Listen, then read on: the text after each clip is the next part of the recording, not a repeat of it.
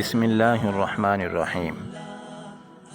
اگر کسی شخص نے خواب میں یہ دیکھا کہ وہ سانپ کو مار رہا ہے، مطلق سانپ کو مارنا یا کسی بڑے سانپ کو مارنا، یہ دراصل اس چیز کی طرف اشارہ ہے کوئی ایسا دوست ہے جو آپ کو نقصان پہنچا رہا ہے یا آپ کے دین کو نقصان پہنچا رہا ہے۔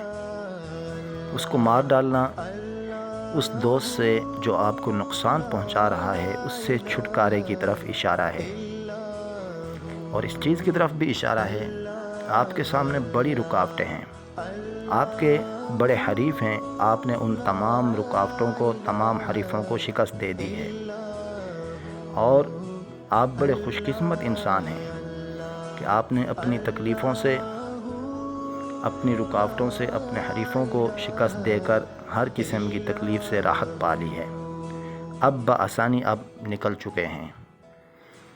اور ساتھ ساتھ یہ عمل بھی کرتے رہیں ہر نماز کے بعد 11 مرتبہ، اللہم انا نجعلک فی نحورہم ونعوذ بک من شرورہم۔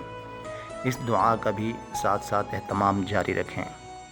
اور دوسری یہ دعا بھی بتلائی گئی ہے، اعوذ باللہ من شرہا، اس دعا کا بھی اہتمام کیا کریں۔